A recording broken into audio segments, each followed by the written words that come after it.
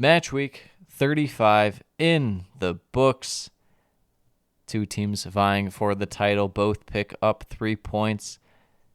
City taking all 3 at home against Leeds in a remotely close game. Arsenal going on the road to St. James's Park in a thrilling match, grab all 3 points. Heating up towards the bottom of the table. Looks like Leicester may be slipping down. Meanwhile, Everton go and grab 5 at Brighton. Cover everything that was from the match day and more. This is the Premiership Perusal podcast. Manchester City are still alive here. Balotelli, Aguero! Back, Fuchs. The ball in behind Damian Bunny! It's 11! It's heaven for Jamie Vardy! You are an ostrich. Well, your head must be in the sand. Is your head in the sand? Are you flexible enough to get your head in the sand? Now the fans are shouting every week, Louis van Gaal's army! Louis van Gaal's army! Feet after a fabulous start. The game just got away from you there. I have nothing to say. Nothing to say about the game at all. Drama from day one!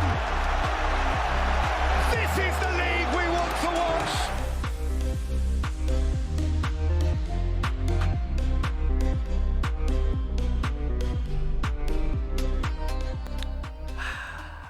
Back in the saddle once again, match week 35. Yeah. And it was an absolute humdinger of a match week, if I must say. I think the all-time, maybe not all-time, but it's up there in terms of, I think the last match day specifically was the all-time leading amount of goals scored. There's a lot of goals. Because it's 8, 6, and 7 in 3 games. Nutty. Yes. Absolute fantastic. Let's get into the games. First match of the weekend. Bournemouth versus Chelsea. The one I got wrong that almost cost me money. Hank didn't have enough faith in his glorious Chelsea. Whoever would. Who would have thought that they would score 3 goals? That Bournemouth should honestly be considered for relegation just for conceding 3 times to Chelsea. That is 100% true. That shouldn't be allowed. I tell you what, Chelsea, early on, just really looking to hold the ball and do nothing with it, it felt like. The Chelsea way. Yeah. The playing like you're up 3-0 and there's 5 minutes left, as if it's not the first minute of the game. They do score first, really out of nothing for the most part. Yeah. Just a cross in, and Gallagher gets a header at the back post. Yeah. To flick it to the back post, rather. And who created the chance? That's right, your number 10, Conte. Sign him up. He's the playmaker for your other number 10, Conor Gallagher. Just a whole bunch of number 10s. Yeah, everyone's a number 10 at Chelsea. Pretty much, except for Mason Mount. Bournemouth responds, some fast-paced play, leading in a Vigna curler. This is what happens to Chelsea this entire year. It's just every random guy's. It's come on down. You're gonna have your goal of your life. You say random, but Vigna is now the GOAT. Yeah, you found out that he was on the team 3 weeks ago. Now here he is. No, this was some great link play here. Ryan Christie, Solanke, Vigna. Well, that's what it takes to beat Chelsea. I mean, come on. Some proper silky top football. 2 defense in the league somehow. And bottom 2 offense. Offense, yes. The duality of man. Yeah. Chelsea kind of go back to holding the ball, looking all right at winning the ball, and they lose it. I thought 2 guys really stood out to me. Badiashile and Madueke both had good games for Chelsea. Mm-hmm. Bournemouth did have their attack clicking at times. It just wasn't many chances. They had that set piece chance that they couldn't get anyone on around the 30th minute or so, but rest of the first half, pretty even. Nothing too crazy in terms of chances. So it goes in halftime, 1-1. Second half, Bournemouth looked the better side, especially in attack. Definitely fast going forward, looking to break, catching Chelsea out. Kepa really keeping Chelsea in the game. it felt like, Kepa was going to concede a couple of those, but Bournemouth's problem, they got too close to net. You have to be about 20 to 25 yards out, and that's where you get Kepa, because he can't reach with those little arms of his. Yes, the little arm factor. There's an exponential scale the farther out When you get really close, the spread, Yeah. you're not It doesn't gonna be matter. Exactly. when you're You're really playing to far his out. advantage. He's like, come on, dribble at me. Yes, yes, yes. Ah, save. Yeah, the main chance for Chelsea in the second half, Bournemouth set piece defending. We've talked about it for a few podcasts in a row now. It's just so bad. Brutal. It's not like, it's like no one moves. It's like Mr. O'Neill tells them, he's like, hey, we're going to just offsides trap, actually. We're not going to do anything. No one move. It's also funny because I was thinking at the start of the season, I was like, they got a lot of tall guys, so I think they might be really strong on set pieces. And they just suck. Well, they just don't. No one moves. No one moves. Badia Shield gets the goal, make it 2-1 Chelsea. Well, we skipped over a very big moment of controversy. What was that? A tipping point in the match. Thiago Silva taking out that. Dom Solanke. I had to go back and watch it because we talked about this, and we're like, that's a clear penalty. I went back and watched. He actually does touch the ball. Yes. Spoken like a true Chelsea man. Yeah, as the I'm guy blue. who we were both laughing about it I'm when blue. it happened. I'm blue. I'm back. I'm I'm back. blue. I'm blue. It Why? wasn't I a can't believe they penalty. won. I can't believe they won without playing that guy. How could they score 3 goals and have that guy in the lineup? Yeah, true. Who's Chelsea- gonna get the touches from the kickoff? That guy, the Chelsea fans that defend that guy and say he never got a fair chance are the biggest saddos on planet Earth. Bournemouth collapse and let Chelsea just walk the ball in. Felix slots it for 3-1. Yeah, Joao Felix, after Sam said we'd never he's not good. that we would not see him bought by Chelsea next year in a Chelsea shirt again.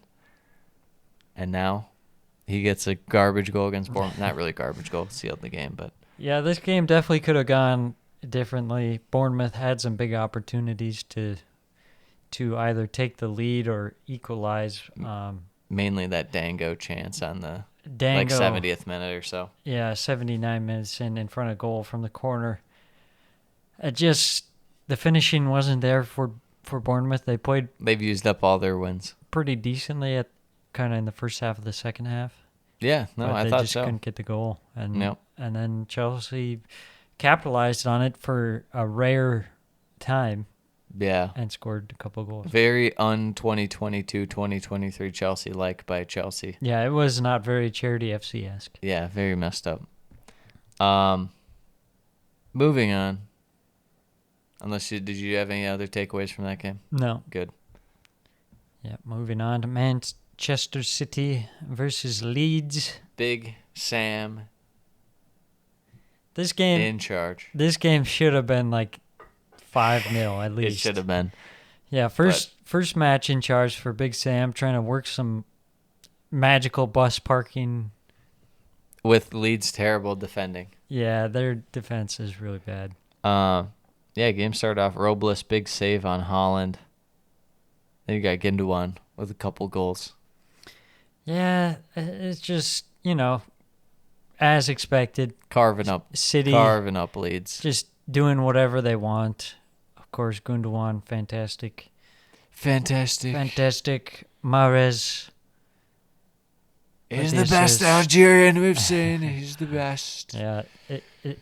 Yeah, they scored pretty much like the same goal twice. Yeah. Mahrez on the right, passing centrally to Gundogan, scores 1-0, 2-0. Leeds finally get a chance 29 minutes in. Comes from a corner. Weston McKennie forces Ederson into a save, and then a chance for Phil Foden just before half.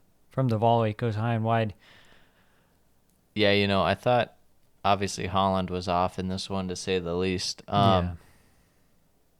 Leeds attack, they had one or two little moments here and there. They had that chance off a corner that was saved by Ederson, but it was really Man City kind of pouring it on. And there's that sequence after it was 2-0.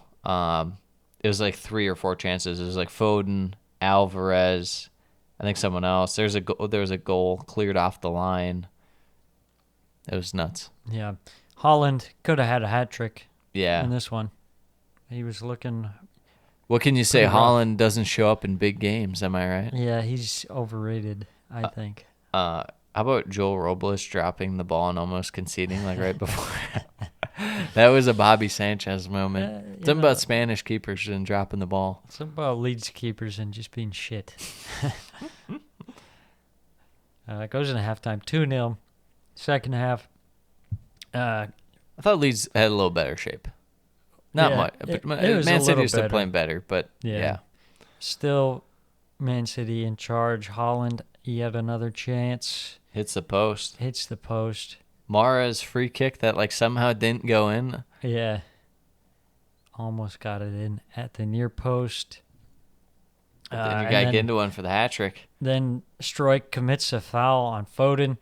Holland gives the penalty to Gundogan for the hat trick. Gundogan steps up, hits the post from the penalty spot, and you know what? Camera pans To Pep to Pep, complaining. sipping water, intensifies, No, that's after they concede. open bottle. Once Big Sam's lads got a goal, Rodrigo. Yeah, you're right. It was after the goal. Sorry, Then I he's- jumped the yeah, gun. I was What can you say? That's Pep for you. I But was no, too Pep excited. was yelling at Holland saying, "You got to take that. Yeah.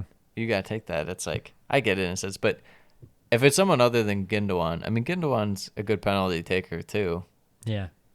I mean, guy scored in the Champions League final. So, no, I think, yeah, what are you going to do?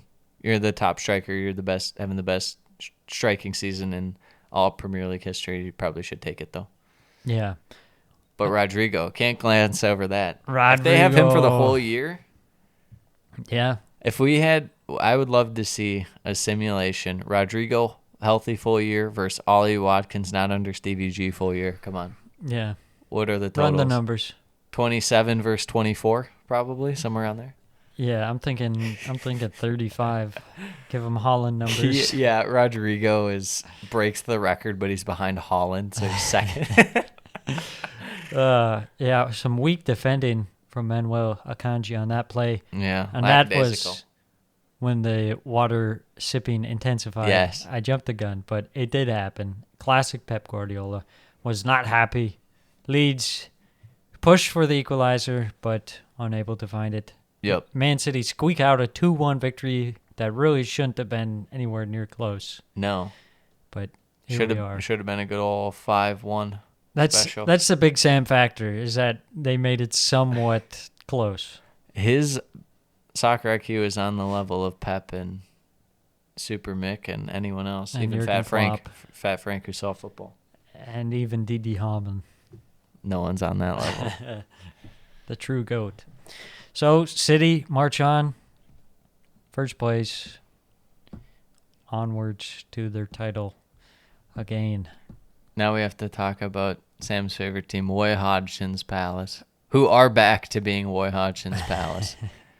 There is no mistaking it. They did enough to stay up, and then he's like, okay, but now we play the style I want to. Yes. We scored 5 goals. We That's go enough. down 1-0, and then we take maybe 2 more shots the whole game. We let them keep the ball. Yes, against Tottenham Coldspur. Wow, got him. Got him. Well, first chance of game. 17 minutes in. Comes from a corner. Romero's header. Hits off the bar. Comes out.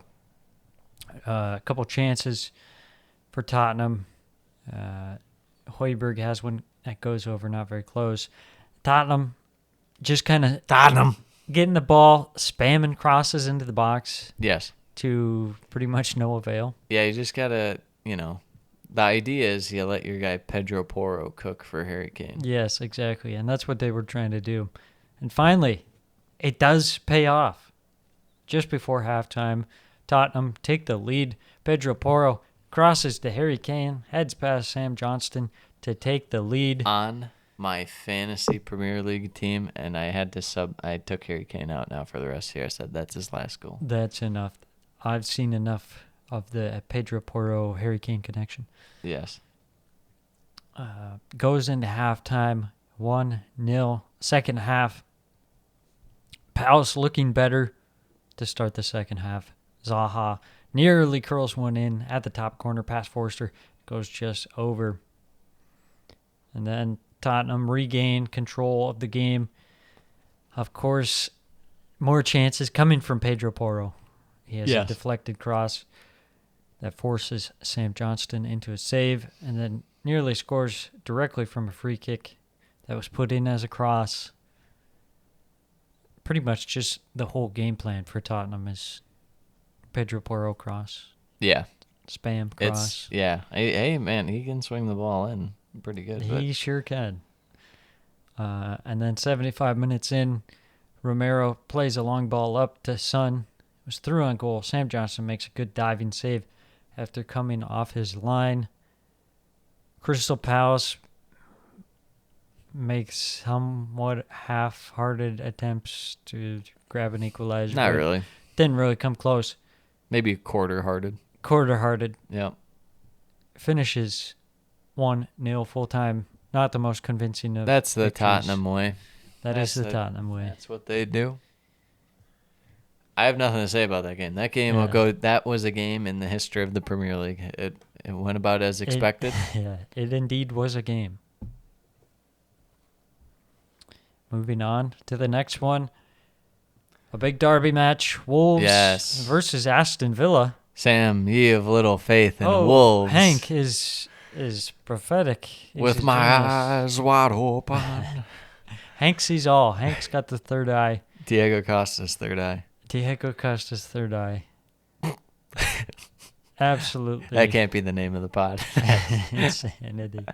Yeah, I mean, it wasn't a super eventful game in terms of the actual things happening. It was very much so more in the midfield, kind of working in terms of getting towards the net. But first chance is a goal, Neves corner to Totti. Bar down. How about that? Oh, no one expects the Tati Gomez bar down. No. 9 minutes in. No. That's where they get you. Yeah. The surprise attack. Hey, all the goals come early in Villa's game, so Wolf said, hey, don't mind if we do. Don't mind if we do. Jose saw a big-time save on Buendia. Honestly, this was probably the best match in the week in terms of atmosphere. You might say the Newcastle-Arsenal game, but this game was pretty nuts. Yeah, it was pretty nuts, and even though the game itself wasn't all that exciting, like you were saying, it was just kind of a war of attrition in the midfield. Yes. Watkins had a header right at Sa. And then we had the almost fight of Costa versus Mings. If no one had ever seen Diego Costa before and you said describe him in a clip, that's it. Yes. Like the ball was it was a long ball over the top that was pretty much just cleared, and he was chasing after it, and him and Mings were kind of fighting for position, and he's just like, what if I just took my elbow and put it against your throat? Yeah. And then Mings tries to fight him, and they go head to head. They walk away. 30 seconds later, Costa walks up, shakes his hand and hugs him and walks away. Yeah. Gets them both a yellow card. It's oh yeah, Diego Costa, baby. Job's done. It might as well be a goal for him. Yeah, exactly. Goes in halftime 1-0. Second half, Diego Costa ended up on the end of the ball. Huge chance. Big save by Emi Martinez. Not the best of finishes by Diego Costa, but by Diego Costa standards, it wasn't half bad. 2023 Diego Costa. Are Emi Martinez, Chelsea, United, or Tottenham? Where's he going?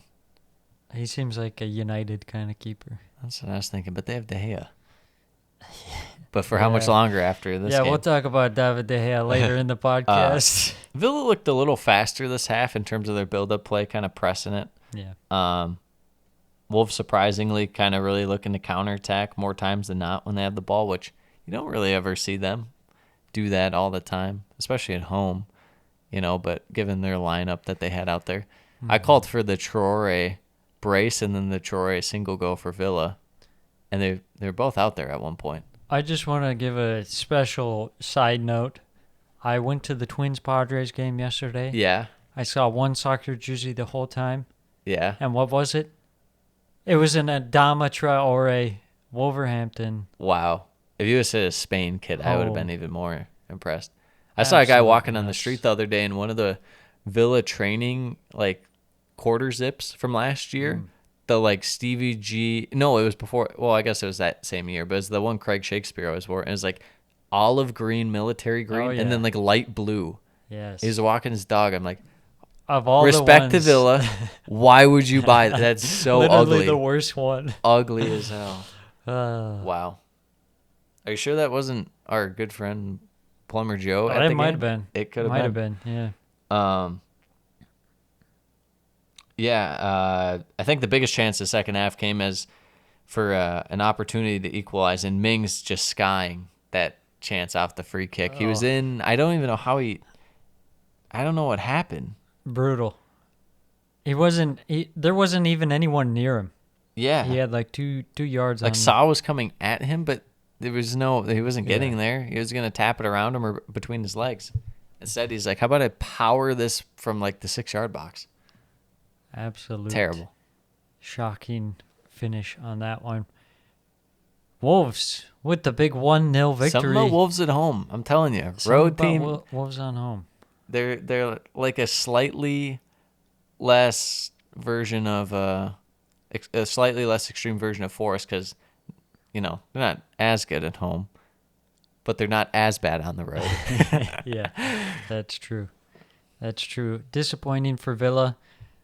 Yeah, the charge for Europe has taken a bit of a tumble. Still on the table. It's still possible, but you got to cool your jets. When you beat Chelsea, you might feel on top of the world, but little do you know, everyone beats Chelsea.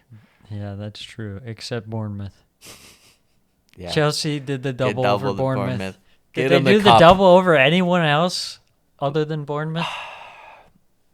Leicester, maybe?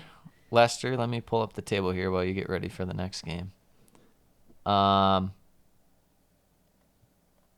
Leicester, Bournemouth, Palace.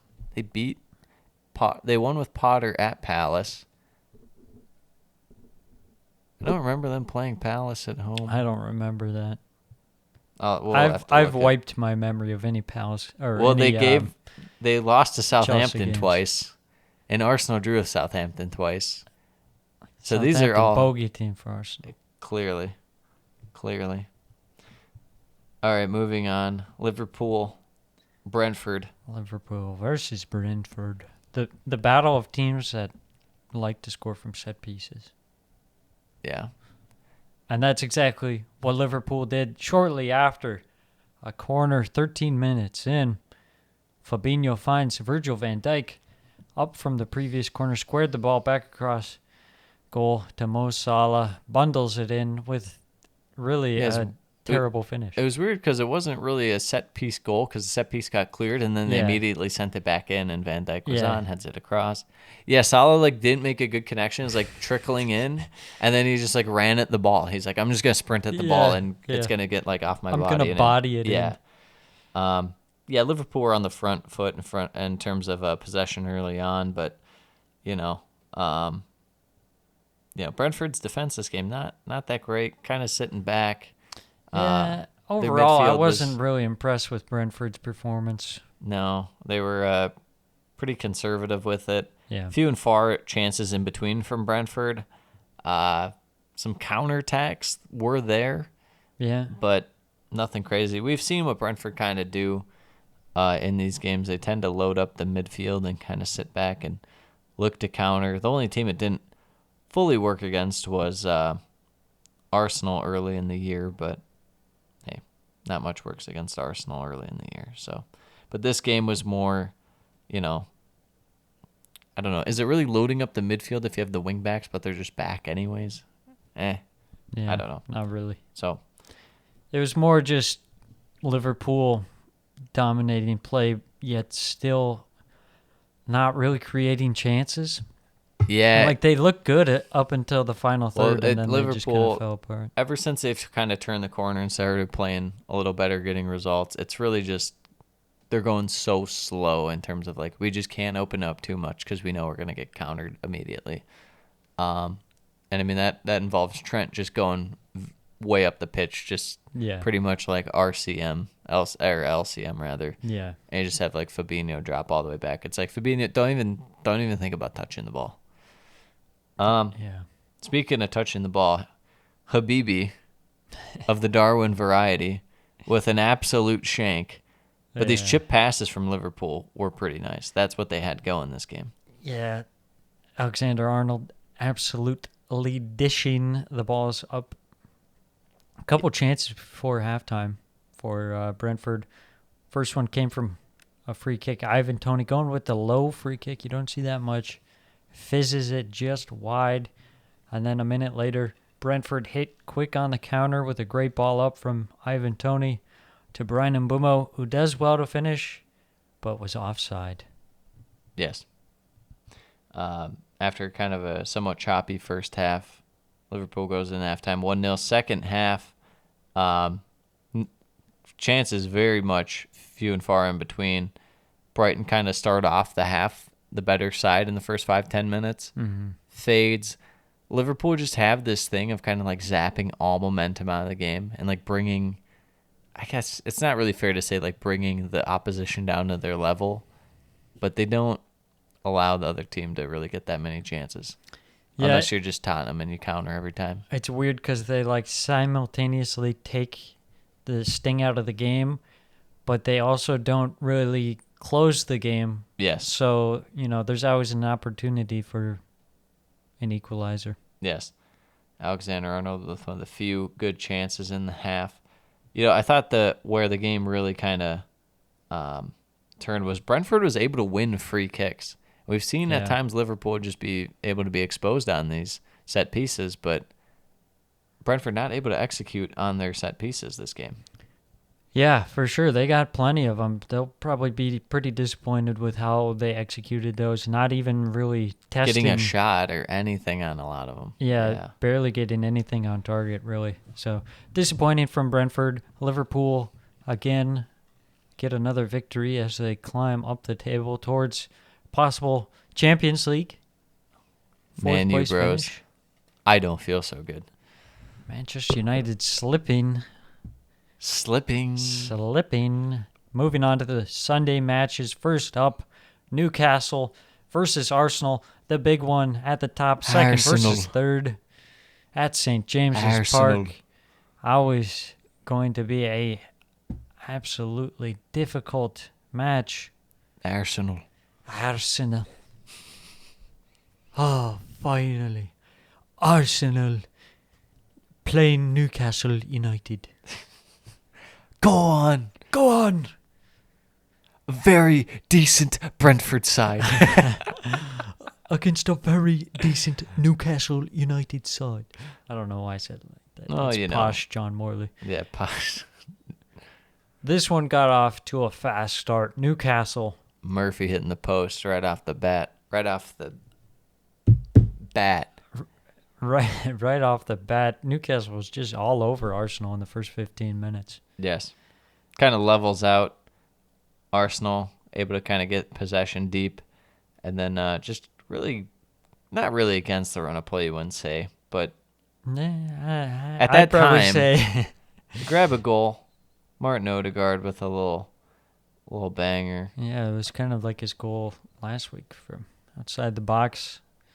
Very nicely done there from Odegaard, and that really opened the floodgates for Newcastle, kind of still going forward and stuff, but Arsenal able to kind of, I guess, not necessarily just counter all the time, but they were definitely able to break a lot more. Yeah, and they looked threatening on each one. I mean, Martinelli, Saka, and Odegaard, all saved by Pope, but they're virtually all breakaways. Yeah, they could have had 3 goals in the first half. Nick Pope, too good. Nick Pope was good. Aaron Ramsdale came up with some big saves. Yeah, Willock had a really good chance as Newcastle kind of ramped up the pressure, but it was the matchup of English goalkeepers saying, hey, we're both better than Jordan Pickford. What? Pickford played pretty well. Oh, yeah, this game. Well, in general. That's true. You got to make a case at some point. You got to play. Everyone wants to be the number 1 goalkeeper, except for David De Gea. Stinky. Because he is number 1. Golden Glove winner, by the way, this year. Okay, that's disgusting. That award's stupid anyways. Yeah, the Pope just keeping Newcastle alive. Ramsdale also a couple big saves. Goes in halftime 1-0. Second half starts off with Newcastle hitting the post. Isak, I think it was who was that on the wing who dropped Zinchenko? That was very funny. Yeah. Was it Joelinton? I don't know. Joelinton was mugging off everyone on Arsenal this whole match. Yeah. Anyways, Isak hitting the post. Then a free header for Newcastle off the free kick, but right at Ramsdale. Big time save by Ramsdale. I think it was Dan Burn on that one. Yeah. And it kind of felt like Arsenal at times were like panic, kind of clearing, getting the ball out, just staying alive. Mm-hmm. Including, I would say this was the best chance for Newcastle. Callum Wilson switches it onto his right, virtually, I don't know, right outside the 6-yard box. Yeah. Has a good whole second to get the shot off. Doesn't. In that time, Granit Xhaka slide tackle from behind. Massive. To block. Massive tackle. Huge performance out of Xhaka and Jorginho in the midfield. Meanwhile, you're sitting here telling me Partey and El Neni are the way of the future. Okay. How dare you, first off, bring El Neni into this? Yeah, that guy's awesome. That's what you told me. No, Jorginho is the GOAT. I always loved that guy. I always rated him. It's so funny after this game how the media was like just absolutely just, oh, Jorginho, oh. Jorginho. And what a quality midfielder. I had to sit there and think, this guy won the Champions League and the Euros and finished third in the Ballon d'Or. And people are like, are we sure he's good? Yeah. Are we sure? Chelsea tax. Chelsea tax. Oh, it's great. Right. It's been great. I'm glad that finally Arteta, has rotated him in. I'm just glad you get to see the light that I've been seeing for years. Yeah, I am awakened to the Lord Jorginho. With my eyes wide open. Exactly. Yeah, and I thought... I was thinking of that video of... Sorry, I'm cutting you off right now. I was thinking of that video of Jorginho today when he, when it was, the USA fan who got upset because they had a Pulisic jersey. And he just walks up and just signs it and then walks away like nothing happened. Yeah. Hilarious. That is funny. Classic. The man's got good banter. Yes. Newcastle better side in this half. Arsenal kind of hanging on. But then Arsenal hit on the counter. Martinelli with that pace. He said, hold up. I'm a cook. Let this man cook. And he said, I'm going to square it off Fabian Schär into his own net. I'm about to end this man's whole career. And that's kind of how it is. When Martinelli gets on the ball and he starts running at you, he's too fast. Oh, God. Bad things are about to happen. Yeah. He just makes things happen this one. I think Arsenal would be. Versus the own goal. I think if Arsenal could somehow still get, even though he's out of form probably because he hasn't played enough, Emile Smith-Rowe in there with Odegaard, and you just have Odegaard isolated with Martinelli, just feeding him through balls the whole time. It'd just be OP.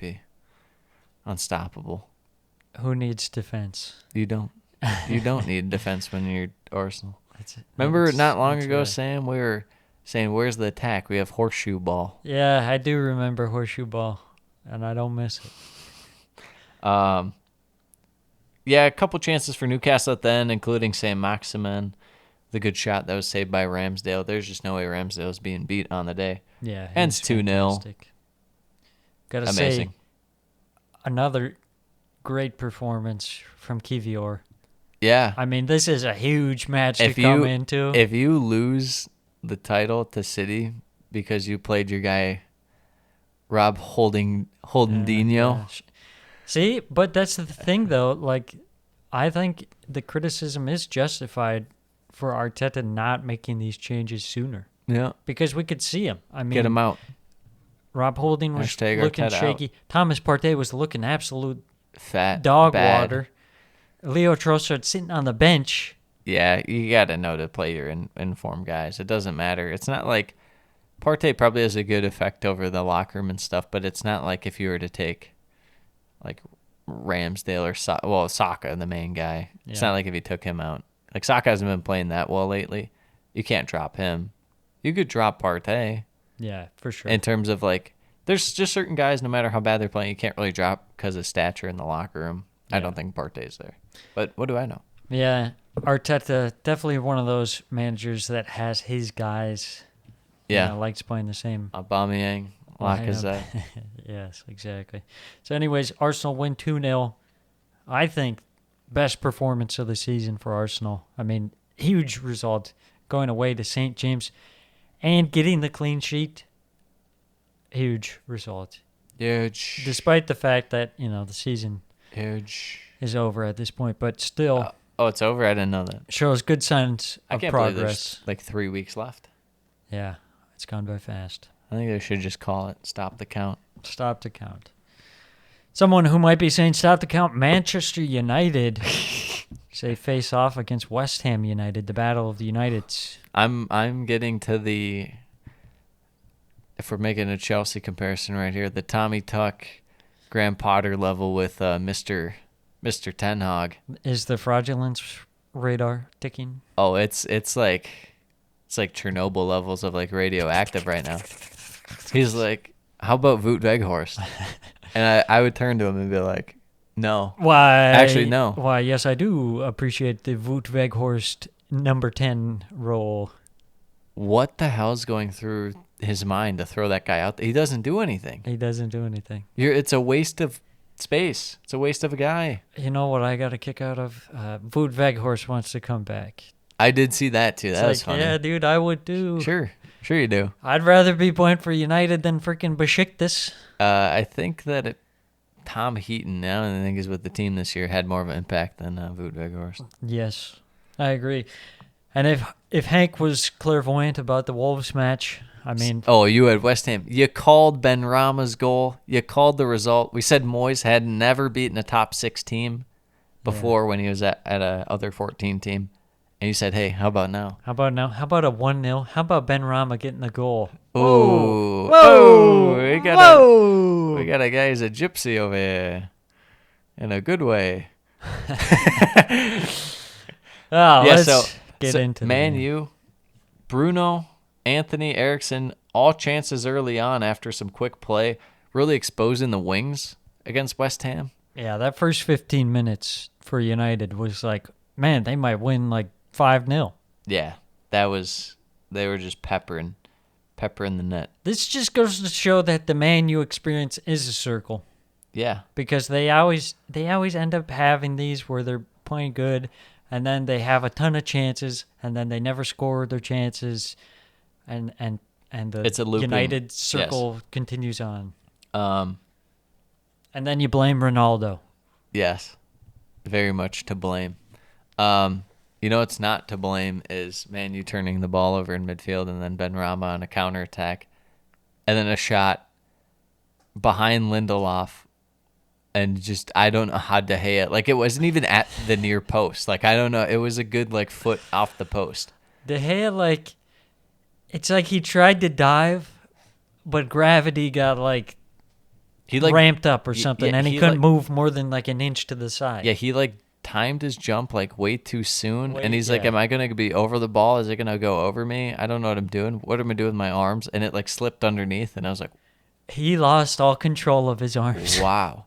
I feel like a guy going for like a breakaway dunk in basketball, and he like just when he goes to dunk, he like throws the ball backwards when he's like going to like rock, when he's going to like throw his arms down. Absolutely horrific goalkeeping from David De Gea. I mean, that was shocking. Even the commentators were like, they couldn't hold Jesus back. They're like, Christ. holy moly. This guy. Meanwhile, Fabianski coming up big, huge save on Anthony as a response. Yeah. I think the one thing I want to talk about that people just kind of breezed over, the Lindelof handball. Yeah. That was a before halftime. 9.5 on the 10 egregious scale. Yeah. He literally rocks his arm back. Yeah. Chicken wings it. Flicks it out. I told you I don't know what is a penalty anymore, and don't ask Sam me and what is a I- handball, because I sure as hell don't know what a handball is. Sam and I had a discussion off the pod about this is ultimate conspiracy theory, that the Premier League is sandbagging VAR so they can just get rid of it. Yeah. How else do you explain it? These decisions are so bizarre. I want the numbers on pre-World Cup and post-World Cup, the number of times where they had the referee go over to the screen and Maybe check it. It feels like 5 times. Yes, and like the first half of the season, they were doing it like Maybe once a week. at least once a week. Yeah. But now it's like you never see it. Yeah. It's like one of those things you're like you think about. It's like, wait, yeah, they don't do that anymore. Yeah. They don't do it anymore. It's very odd. How is this possible? But that Lindelof. Oh, oof, Maron. Yeah. Halftime 1-0. Second half, West Ham score again, but there was a foul on De Gea. Antonio gave him a little forearm shiver. Give him a little Diego Costa medicine. Apparently that's a foul. Goalkeepers say, you know. Yeah. Did you see the podcast with Antonio and Callum Wilson? Yeah, where they were laughing at at Richarlison. Richarlison. That was... Man has scored 4 goals. One has counted, and he's taken his shirt off 4 times. That is like the funniest thing ever because it's so true and it like warms It's funny my when soul. when it's players doing it. Yeah. When it's us, sitting in Sam's basement of his fine new home, Yes, we've upgraded shitting on the studio. Richarlison, shitting on Richarlison. It's hilarious to just be like, lol, look at this guy. When it's actual players being like, look at this guy. Yeah, look at this bozo. There's something about, I don't know if it's like breaking the fourth wall almost, where like, like even the other players Yeah. see it and see how funny it is. It's like, Yeah. oh, look at that. It's like the Leo meme in Once Upon a Time in Yeah, he's Hollywood snapping his pointing fingers, at yeah. the TV. It's like, hey, I made that meme too. Soucek hits the post. West Ham looking really fast at times, but I felt like it was just because Man U were like really slow. Yeah. They were playing, West Ham was playing pretty well. They were playing well, but West Ham never just looks like fast these days. Well, they got a lot of slow guys. Yeah, but they looked fast in this They one. got 'cause Thomas Man U- Soucek, might be the slowest guy in the league. Yeah, well, Yeah, he's got the heart of a United, champion. after that start they had, and then in the second half, they looked so poor. And Soucek scored, but he's off. I was just surprised that United could get like nothing going in attack in the second half. Yeah, it was rough. I think they all saw that goal De Gea gave up, and they're like, Jesus Christ, dude! Like how Gave up. how can we Demoralizing. win when we got this guy back here? Yeah, it was just demoralizing. I gave up. Finishes 1-0 West Ham. Huge result. Oh, hang that one up Pretty on a solid poster. performance. Yeah, you know what? Honestly, good for Moyes and West Ham. That's a good one to Yeah. send him out on. That's what they'll remember by no matter what happens these last few games. I was happy to see Moyes beat West Ham, Moyes beat West Ham. or Moyes beat United. They deserve it. Now we got some. Now we got it. Now we got Chase Sam. Liverpool, United for that last spot. Yeah, let's And we've talked about this. We hope Liverpool catch United. 'cause United 34 games played, 63 points. Liverpool 35 games played, 62 points. Liverpool have won 5 in a row. United have lost 2 in a row. Yeah, we're hoping for Liverpool because the United fanboys saying they're in a title race thinking that they're to bottling a top 4 Yeah. would be an all-time moment. they in Premier thought League they history. were in the title race with a +6 goal differential. Yes. 25 weeks into the season. Yes. +6. Yes. Jesus. Jesus. Yeah, it'd be great. That was- Send them back to the Europa League. Yeah. Absolutely. Speaking of a team that used to be in the Europa League and is no longer in the Europa League and potentially going to the Championship, we have Leicester City against Fulham. I texted Sam because I have my Mondays off. I get to watch all these games. Sam's at work. I texted Sam after the first goal, and there's like 3 chances. We'll just get in the game, but I texted you. I was like, Leicester's going down. There's just no way. They are. This first half might have been the worst thing my eyes have ever seen. And we saw that Tottenham-Leicester game earlier this year. They got That was fully bad. cooked. Yeah. This is Marco Silva put this one on the highlight reel. He's like, here's a bunch of Fulham's backups. Let's go out and feast. I mean, I think the first goal really sums it up. Iverson looked great. White Iverson. I'm balling. You got Willian with the free kick from like 35 yards out, just drops it on the 6-yard box, and Everson just like has no idea. Yeah, he's like, someone's gonna head this, and then it bounced like 2 feet in front of him, and then it just went right past him, skipped right past him. And there wasn't anyone that was even really by the ball to like head it on, No, to fake him No, out. It that's was just what- yeah. like, stop the ball, man. he's like, oh shit, But it's in the net. hey, you know whose fault that is? Danny Ward's fault. Remember, people were blaming Danny Ward earlier in the Yeah. season, like, oh, it's all his fault. No, Yeah. this guy sucks too. Yeah, well, people were complaining that what's his name wasn't playing Everson because he made a few saves these last couple games. He's popping off for a little bit, and then we see this. It's like, oh, that's stinky. Yeah. Yeah, Fulham attack of backups should have been up 3-0 inside the first 15 minutes. It was ridiculous. I couldn't believe it. Harry Wilson looked like Kevin De Bruyne. It was insanity. I was like, what am I looking at? Yeah, Leicester's midfield could not pass and hold the ball, and their defense was like literally out of shape the entire game. Like one guy was just constantly always back, further back than everyone. It's like, wow. It was so unorganized. It looked like, you got 2 center backs that didn't really play that much together. I think that Odegaard's not up for Team of the Year after Tom Kearney gets through with Leicester City. If you get to play Leicester City 38 times, Yeah, that's true. I think he'd be SOL Arsenal fans. Because Tom Kearney was popping off. This was the game. He's like, he did drop the whole up, let me cook to Marco Silva. He was cooking. And you know who else cooked?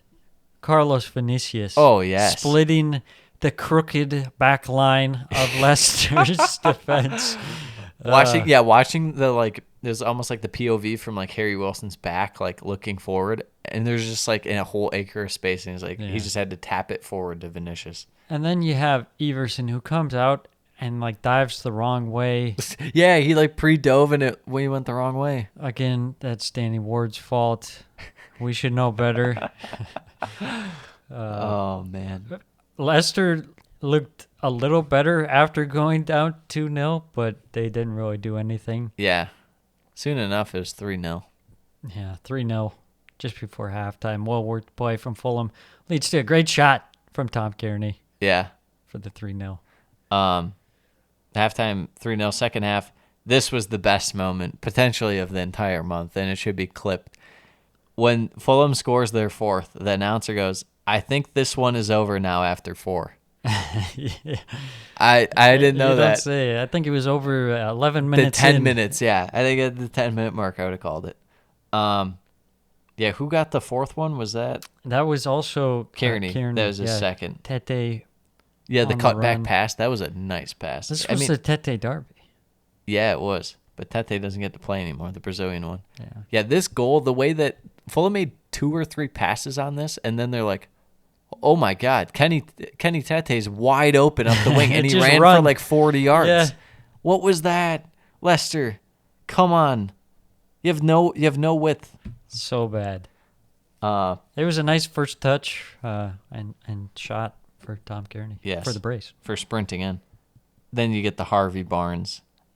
Banger. Vintage Harvey Barnes Banger. as he plays the I violin tell on the you? Titanic. What did I tell you? That man would pop off. Now, I said he would pop off and keep Leicester up, but he's at least popping off. He's going to keep himself up, maybe. Earn a... Gun to your head, who does he go to? For me, it's West Ham. I like West Ham. I was going to say West Ham. Good. Maybe Everton. I feel Yeah, like it he depends. probably costs too much for Everton. Yeah, I was gonna say Everton can't really spend. I could see Forest, like if they just went Forest. absurd and were like 55 mil. It'd be like, oh my God, why'd you do that? Well, we'd give him for 30 mil, but hey, we'll take 55. Yeah. I could see that. I don't know who else. Yeah, Maybe let's talk Villa, about it. probably not, but I want to we'll- talk about that after the game. Yeah. Let's Wrap circle this back one to up. that. 59 minutes in, Harvey Barnes gets that goal, and then 64 minutes in, Burn Leno comes way off his line to the edge of the box, doesn't get the ball, fouls Vardy for the pen, This was sad. and then saves Vardy's penalty. It's hard to watch Vardy go out like this. Hey, he's been scoring a couple goals these last few games. I don't think this one would have made a difference. This was just a sad game anyways. Yeah, it's more so like to see what he's not capable anymore. He struggled, and also Leicester suck, so you can't even like appreciate him, on the way out. Yeah. And have a good send-off. It's not like they're 12th and they're just coasting and he's... Yeah.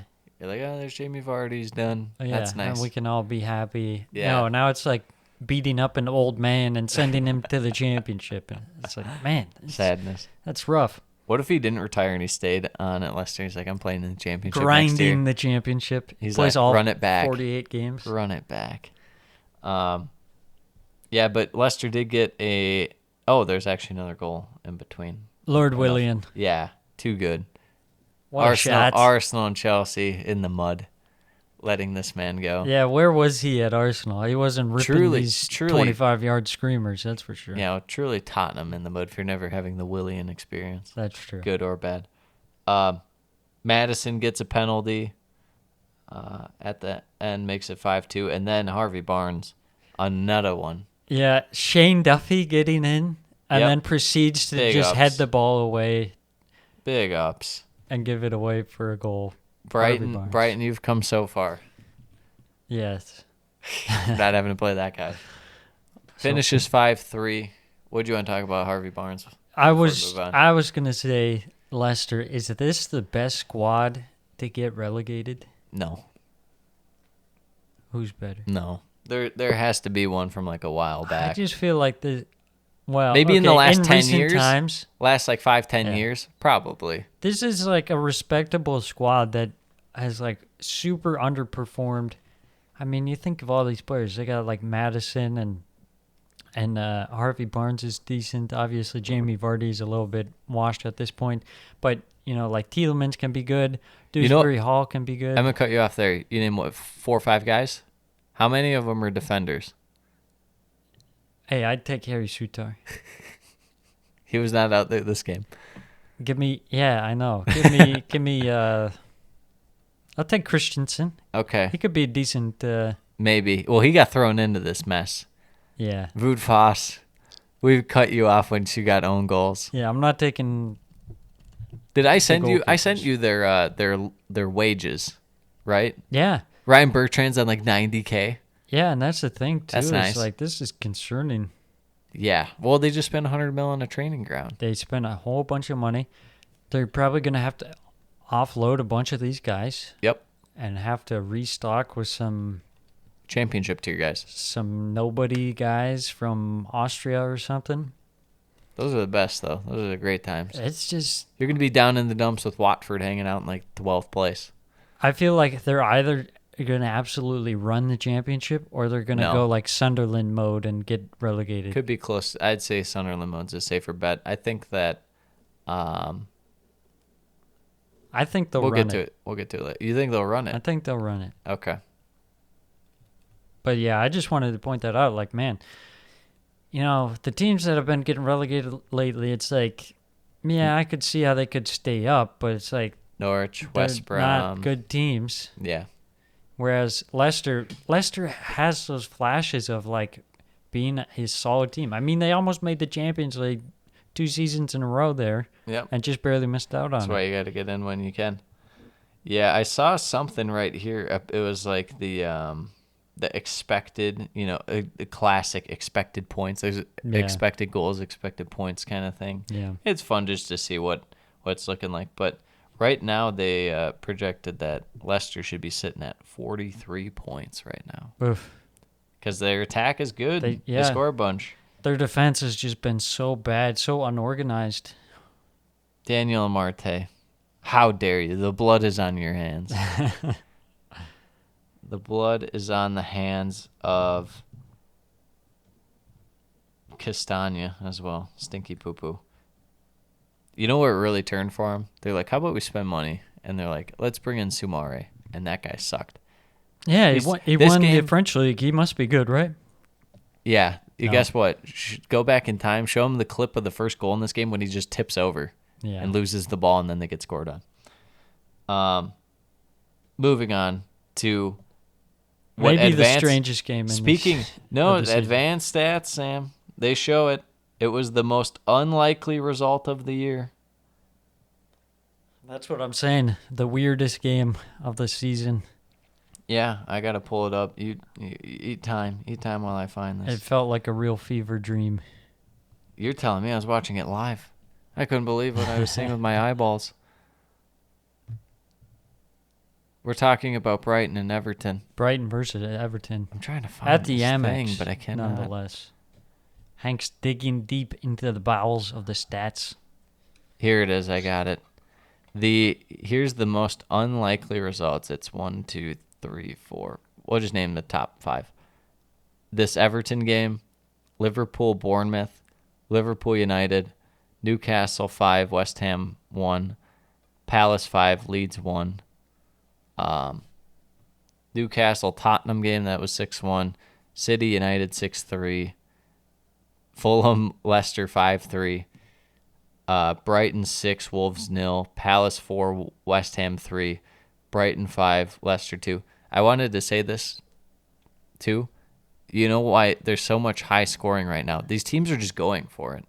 We've never seen teams just go for it in terms of like throw the defense out the window. We just have to score goals. Yeah, what team is just like parking the bus, really? Leeds are going to try. They're trying. They're really going to try. Nottingham Forest, Southampton this week was on there. Tottenham 6, Leicester 2. Wolves 2, Leeds 4. And then Brighton 4, Chelsea 1. That's it. There's only a handful, and they're towards the bottom in terms of the barrel. All the new ones that are least likely are happening relatively recently. The Premier League is getting weird. Yes. Everton. That's the title of the episode. Nope. No, it's definitely Diego Costa's third eye. Everton win the ball and immediately counterattack. They just say, I don't care, we're going to counterattack. Yeah. And Doucouré gets a goal. And that turn back heel by Calvert-Lewin. That was so what was that? silky. This is classic Calvert-Lewin deciding I'm he's going to gonna try. pop off in one game and then do nothing for like 20 games. Yeah. And I mean, after that, Brighton able to hold the ball, kind of possess it. The main thing was that Everton did such a good job just plugging up the middle. Brighton were forced to be out wide the entire time, really limiting their abilities to get shots off, but that plugging up the middle, crazy how much they're able to turn Brighton over and just counterattack on there. And they hit on virtually every counterattack. Doucouré and McNeil this game were absolute animals. Yeah. Andy Iwobi, I would say. Yeah, Iwobi too going forward. It was nuts. Yeah, it was crazy. Brighton played this style where they push their defenders way up, and they want to hold the ball, let the team get drawn in, and then pass it around them. But it was not working. They were giving up the ball so easily. You know what Sean Dyche heard? He's like, "Oh, De Zerbi's a great manager. Let me show him some proper football right here. A little smash and grab. Yeah, how you like it."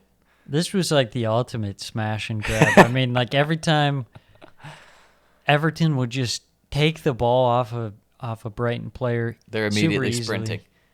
And then Brighton has no one back because there's something too about Everton when they sometimes try and do this. It's like it's initially when they win it, that's not the problem. It's finding the pass to the side, not even going forward necessarily, just to the side to get it into space and then kind of go forward. This game, they're able to, whether it's Iwobi on the ball, just makes a little run and then plays it straight forward, or he's able to find someone right away to play to. Just a lot of space. Kind of also not great by Brighton in terms of their midfield getting back and giving coverage to their back line. It must be said. It was horrible. The midfield was awful. The fullbacks, well, one of them was Pascal Gross, so that's he's what not they a fullback. Well, that's what they do. And it's like you have him and Estupiñán, and they're pushed so high up. Yeah. That there's just so much space on the wings to counter. Yeah, well, you know what? Your guy McAllister, Liverpool's own. You don't even need a good pass. You just need a pass. Not where he needs to be. Doucouré scores to make it 2-0. Then a Jason Steele own goal in the 35th Dwight minute. McNeil cooking. Yeah. Cooking down the left-hand side. Could have been 4-0 before half. McNeil is stonewalled by Jason Steele. James Gardner, actually. Or James Gardner, rather. Goes in halftime 3-0. Second half. There's a handball shout Yes. pretty early on. Yes. Dwight McNeil, not given. Then a chance for Solly March. Yeah, I thought that one seemed like it could have been a handball, but, Yeah. I don't know what a handball is anyways. Yeah, that's what you just said. Brighton. You're the last guy we should ask about that. Yeah, Brighton were out there. They were coming out looking for the comeback. They didn't just give up at No. halftime. They started off, they were moving the ball pretty well. Jordan Pickford Yeah, he started absolutely popping went off. nuts in the second half. Yeah, he was popping off. Big save after big save. Yeah, he had a big save on the post on Ferguson's close-range header, and then a couple chances for Brighton, saves another attempt from Ferguson onto the bar, and then McAllister has a header from the corner, hit the bar and out, and then McAllister, Liverpool's own, gets his chance saved by Jordan Pickford as he pops off. And then Everton go to the other end and grab their fourth goal. Really, their first real attack in the second half. They had kind of nothing going on, but they're like, hey, how about another counter? And then Dwight McNeil literally cooking dunk and steal in a FIFA-esque pro club dangling goal. them into each other, dribbles the ball in, both arms pointing out. All he needed was like a dabbing celebration afterwards, and it If would he have would been have full dropped a FIFA. 360, like backheeling the ball in while dabbing. Yeah. There you go. Brighton did pull one back after Gross puts in a nice ball. The most strange goal you'll ever see. Matoma kind of plays it towards goal, and it hits off of the post and off of McAllister, who knew nothing about it, and in. Yes. Goal scorer, McAllister.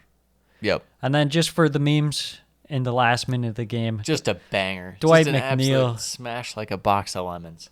says, thank you very much, grabs one, rocket at the near I post. love when the ball hits the net and the rain and water follicles like go flying off the netting. Oh, my It's like gosh. when in a fight and the punch gets thrown And the and sweat the comes sweat. off. Yeah.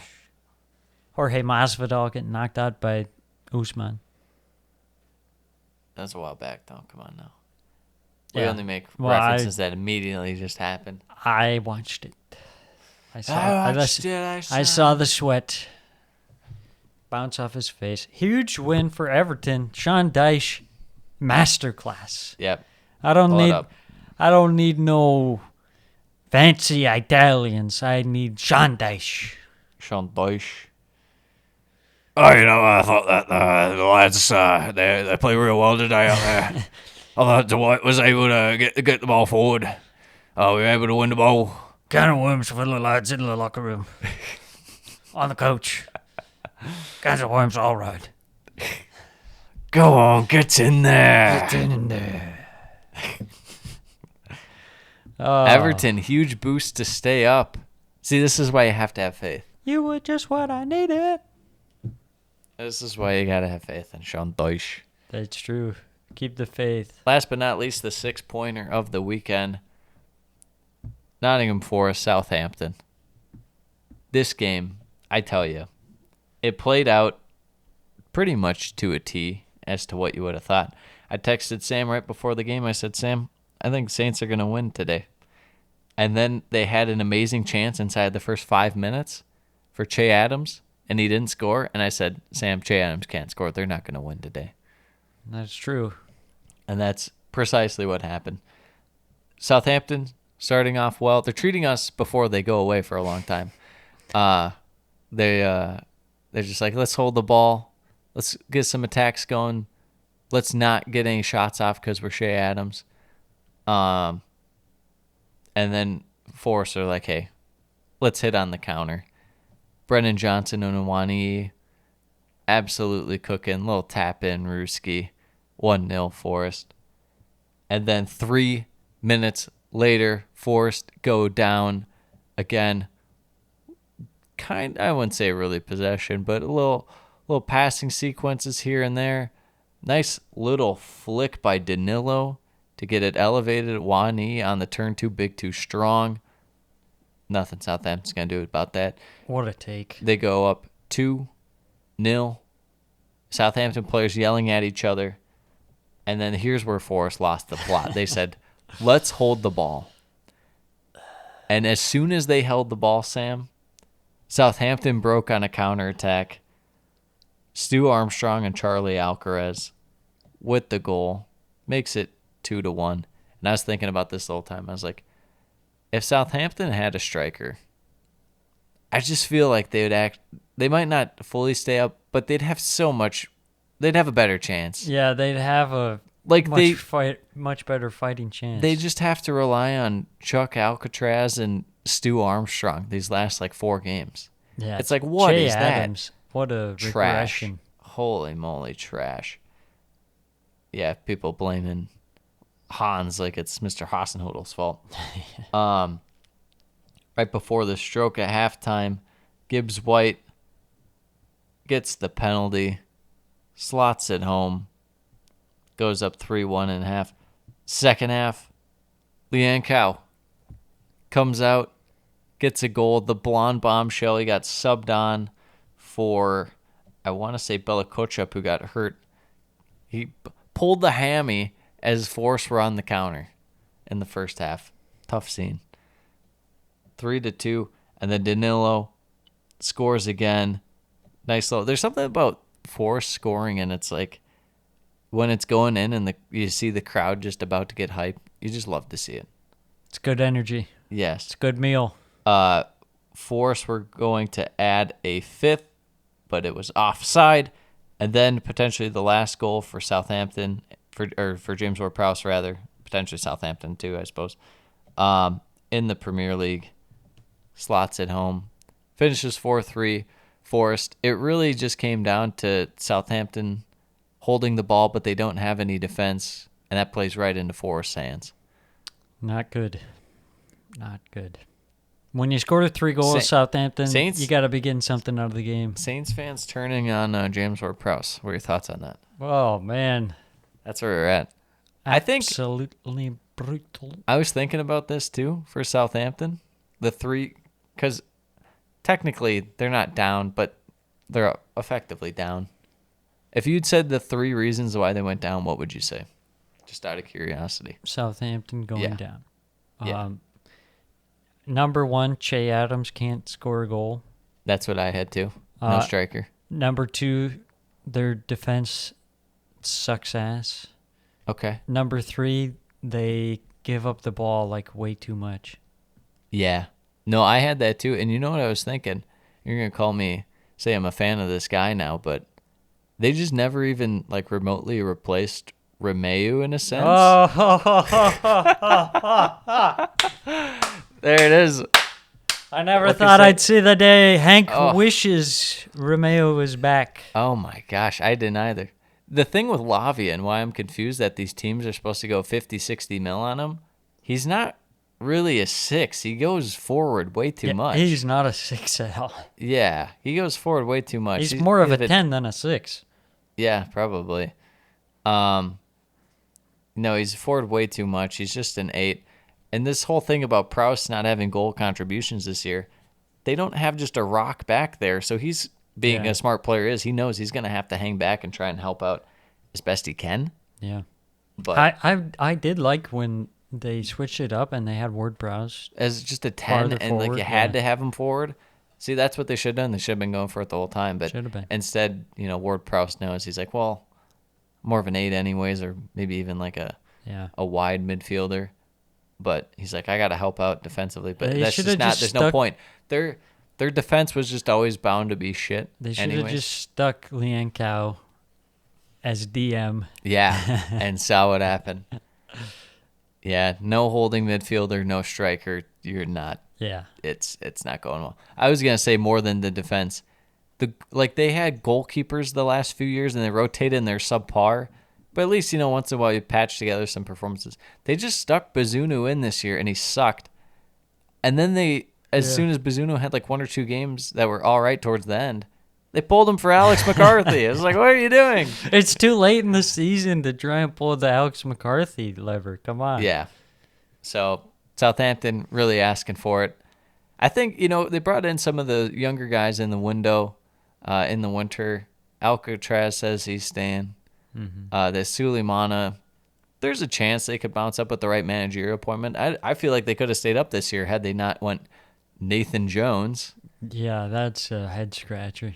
But, this is the board that appointed Nathan Jones, so why would they get it right this time? So I think Southampton will be down for a little bit, just as what it is, Possibly. in my humble opinion. But I do want to see someone buy Alcatraz or maybe even loan him next year. I like that guy. Where's James Ward-Prowse going? People are saying Newcastle. I don't see it. I'm still of the belief it is Tottenham Hotspur. I don't think he's going to go to a team that high up. I think You think West Ham tier? Maybe Villa? Maybe like Crystal Palace. They need a midfielder. They're not going to pay that much for him. Yeah, I guess someone will probably Forest? overpay the English Did we tax. see Forest? Forest do need a midfielder. Their Yeah. midfield sucks. I could see it. Yeah. All Make right. it happen, Forest. Come on. All right, we That'd got be a this good one. week's predicciones. First game up, Leeds versus Newcastle. This could be dirty. In all sorts of ways. It's at Newcastle? No, it's at Ellen Road. Ooh. Big Sam is due to at least win one of his games, right? Even though they're like all impossible to win. Maybe a draw. Okay. I'll say Newcastle 3-0 in this one. I'll say Newcastle 3-1. Okay. Villa, Spurs. Feels like Tottenham always owned Villa at times. But Yeah, Villa won the first one this year, so what do I know? Yeah, Villa won this year. I think I just have that one stuck in my head last year where Tottenham literally pulled like an Everton Brighton Yes, on them. that's what they I was scored gonna every say. counterattack chance. I was like, what is this? They won like 4-0 and Yeah. they had 4 chances. They had barely any possession. Yeah. Yeah, that's what stuck out in my mind, too. Can Villa bounce back after the performance against Wolves? I think at home, I think they'll win 2-1. Okay, against Ryan Mason's Tottenham Hotspur. Yes. I'm going to go with a 1-1 draw. All right. Chelsea Forest. versus Forest. Charity The FC. streaking Forest. Can Forest win on the road, though? Can Chelsea score 3 goals? I don't know if it's possible. Yeah, I think Chelsea can. I'm going to go 3-0. I think Forest. You didn't even laugh? I was too busy cooking my own Oh, well, let me repeat it for you. Chelsea 3-0. good meal. All right. I wasn't paying attention. I'll say 3-2 Chelsea. 3-2. Okay. Yep. Now they're just too hot. No, I think Forest got some momentum going. Oh, They're cooking. shit. Don't talk yourself into Road Forest now. I'm gonna say A draw. Forest 2-1. I'm gonna say 1-0 Forest. Okay. Good meal. It's gonna Road- be 1-0 Nottingham Forest. Good meal. Don't talk yourself into Road Forest. You only go down dark paths. They're cooking, man. I cooked on West Ham last week. All right. Palace, Bournemouth. Palace versus Bournemouth. I like Bournemouth here. They got their loss out of the way. Now they can reset. I think this is going to be a goalless draw. I think it'll be 3-1 Holy Bournemouth. moly. United, Wolves. This will be interesting. Wolves on the road. Yeah. Not the best. United haven't looked super sharp. They're going to need to win at least, 3 games to end the year, or 2 games. I'm going to say United 2-0. Yeah, I was going to go Man U 2-1. Southampton, Fulham.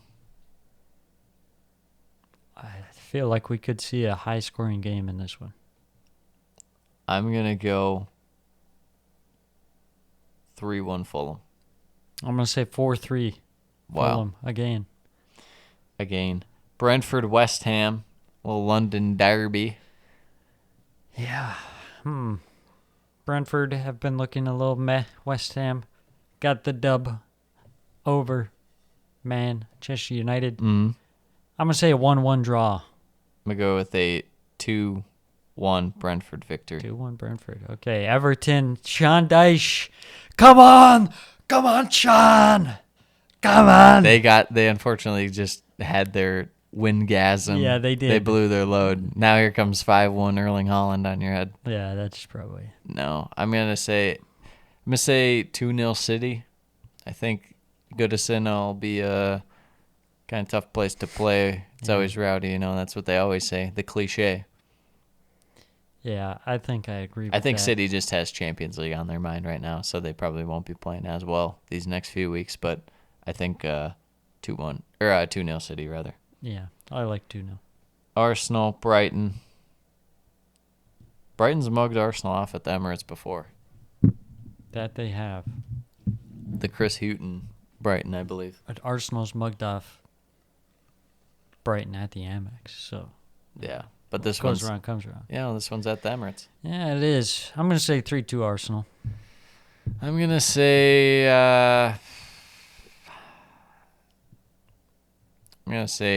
2-0 Arsenal. 2-0 Arsenal. Okay. It's the fall of the Derby ball. Last game of... Well, I mean, there's a Thursday game. Yep, I'm not we'll sure throw what that that in falls in. Okay, that... We'll throw it in there. Leicester versus Liverpool. I'm going to say like 4-0 Liverpool. I was gonna go with a fat 3-0 Liverpool, but you one-upped me. Yeah. And then last Newcastle, game... Brighton. Newcastle versus Brighton. That should be a good one. I think Newcastle at home. I like that. I'm gonna go with a 1-0. No, 2-1. 2-1 Newcastle. Yeah, I was going to say 2-1 Newcastle. All right, I'll go 1-0 then to be spicy. Prediction for this week is that Rodrigo is going to score against Newcastle. Oh! Oh! He's hot. He's hot. Well, there we have it.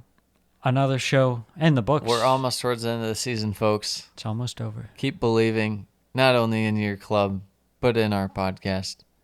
Yes. Believe in the lads. Comment, subscribe, do whatever you got to do, anything you want to do. Show it to anyone and everyone you know. Show it to everyone. And say, show hey, them- look at this goddamn fantastic podcast. And then they'll say, God damn, that's a good milkshake. Yeah. I don't know if it's worth $5, but it's a pretty damn good milkshake. This is a good podcast. Yes. This is a tasty burger. All right, well, Adios. signing Mis off. amigos. Premiership Perusal podcast. Matchweek 35.